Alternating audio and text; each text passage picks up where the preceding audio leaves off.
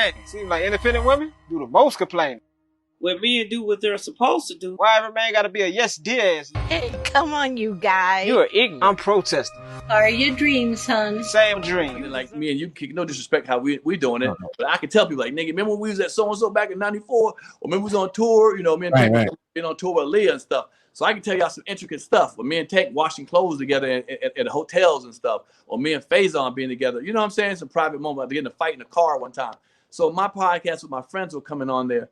I get to sit there and talk to them about stuff that we have been through, but also the same token, you know, give them their flowers and respect for what they've done and, you know, the accomplishments. And they, you know, we sit down for an hour to an hour and a half and just have a good time. And, you know, we laugh a lot. And sometimes they tell me, man, P, I've told you some stuff I've never told nobody else, man. I've never mentioned this before. So that's, you know, really appreciative.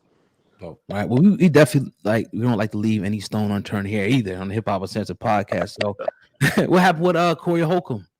What part? Talk to me. Ask me the question. What happened? He talked shit about. You had it going back and forth. I'm pretty sure. I'm not sure. That's what I'm asking. Oh yeah, sure. No problem. Right. Yeah. Well, first of all, just because I'm light skinned and handsome, I ain't no suck ass nigga. So that's one thing people sometimes think when you look good and you know you're light skinned, you're soft. So that ain't happening. Okay, but. So, you know, we know what Corey Holcomb's brand is. Come on, let's be real. I've known Corey for years. I like Corey. I have no problem with it. I get his brand. But he tried to, you know, say something, you know, and again, he uses the lowest hanging fruit of calling someone a homosexual. I think that's the lowest hanging fruit, you know. Wow. I mean, that's, you know, you gay. Like, oh, okay. That's the one, you know. I'd rather you, I'm glad you, that's nothing. I'd be pissed off if you call me a pedophile or a rapist or, you know, wife beater nigga. I was like, oh, you know, but talking like gay is so easy. And some reasons some black people just get on, like, yeah, he called you gay. Okay, so I'm gay now because he called me gay. Well, he called me gay. And I said, okay, well, you know, not just that, but just talk shit. I'm like, you talk shit about me, brother. I'm bringing it back to you. I bring the ruckus back if you talk some shit to me. I try to keep most stuff offline, but if you're going to do that. And I've been on the show before. And he talked, you know, reckless about me. So I put a video out and talked reckless about him. And he, in his video, he said that, you know, I'll come on your show and do your show. I said, all right, well, come on to my show. In my video, I said, come to the show. And then he went on the show and was talking about some, I ain't coming on your show. And now, like you know, he back walked it and shit. Right. I was like, nigga, no, nigga, if you that nigga, come on. You know, I came to your show and I told him, after you come to my show, I'll come to your show again. That's how brolic I am, nigga. I'll come back to your show. So. You know, he said, you know, I manipulated the video. I'm like, manipulated the video? No, I edited it up. When you said something, I showed a video of you saying something. You know, when I say you said it, I showed you the video, but I ain't manipulated. And he said, no. Right. So it doesn't bother me. I don't have no beef with him, like hating him or wanting to fight the nigga. None of that, man. In fact, like he said, I root for Corey, man. You know, I get it. I get his brand. I get what he does and stuff. And I have no beef with him. Seriously, I have no beef with him. I ain't gonna fight him. I ain't gonna be yelling. But if he gonna talk reckless, I'm gonna talk reckless. And I got a hell of an editor now. I got a Corey Holcomb editor, nigga. So if it gets reckless, nigga, I'm gonna pull out some real clips, nigga, and tell some stories. So you know what I respect about you, the comics that you kind of all the comics that came up together, you, Corey Holcomb, a lot of the people that Corey Holcomb even beef with, that y'all kind of keep it where it's at. You know what I'm saying? It don't ever go any further than that. You see a lot of comics, and especially now, it gets kind of, even people in society now, it just gets weird and insensitive and things like that. Y'all can go at each other's necks and things will still be cool. Are y'all cool now? Oh yeah, like I told you, I have no beef with Corey Holcomb and me. Yeah, we cool. If I see him today, I'd be like cool with him. But if he gets online and talks reckless, I'm gonna talk reckless back. You know what I'm saying? There is what it, but hold on, it's only gonna get to a certain point because I can't be pulled down into his thing. You know what I'm saying? Constantly. So I'm not gonna always rebut his shit because it's goofy when niggas say, "Ooh, he said that. What you gonna say?" "Ooh," tell Corey, "You said that. What you gonna say?" Like, really? We childhood kids? No. But I gotta let him know, or folks know, if you talk reckless, I will at least answer it. You know what I'm saying? And move on. Sometimes I let things go, but if you do it too many times, a couple of times, I will have to, you know, speak. I'm a man at the end of the day. You feel what I'm saying? But I won't get in there back and forth with Corey, back and forth and back and forth and back, because now I'm playing Corey's game. And brother, this right here, Pierre's Panic Room has elevated me to another level, and I can't bring that down because people come to see my brand and how I roll with love and, you know, and give people flowers to come down there and just be, you know, in his thing. And we know what he does. You know, you've seen it. Let's not be shocked. You know, we've seen it. So, and people like that. He has a fan base for that kind of stuff. So, you know, good for them. Right. I seen a video. I seen you had I forget how long ago it was. You had a Godfrey on, and he talked about the Vlad situation. Uh-huh. How do you feel about his stance in regard to DJ Vlad and Louis Farrakhan? And I see that was a real big show for you. So how you feel about his stance? Well, yeah, he wanted. Well, because he wanted Godfrey, my man, too. He wanted him to apologize. Right. And Vlad said he said as much as he said. He said he wanted more. Well, you can't make a man do more than he's gonna do. If a man says he's gonna do this is the limit of apology, and that's what it is. Mm-hmm. So Godfrey, said, well, I'm a bounce. Him and Lord Jamal said, I'm a bouncer. It doesn't work for me. I can respect that. They bounced and wound up making their own little empire.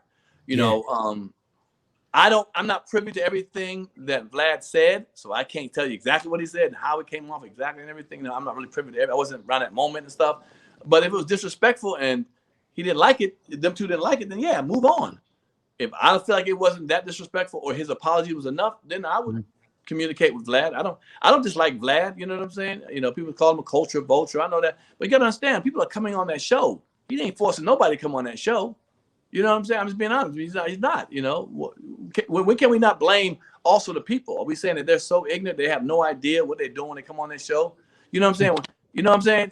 Are we going to that point? Right. We're grown folks now. Let's stop asking people to baby us.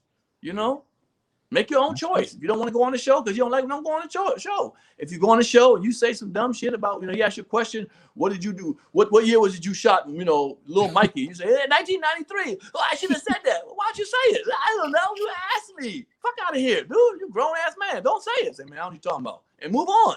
You know what I'm saying? Yeah. Give him the information you want to give him. He's not forcing you. This ain't, you ain't on a lie detector. You know what I'm saying? You ain't got no truth serum in you. Say what you got to say and then keep it moving. Right. One of the other dope things you did on the Panic Room a couple months ago is you interviewed yourself. I did it again recently too. Yeah. Oh, that was fine, man. Talk about the production behind that. And were you talking about Steve Harvey himself or Godfrey Steve Harvey? No, I was talking about, I don't know. I was talking about Steve Harvey. Steve Harvey.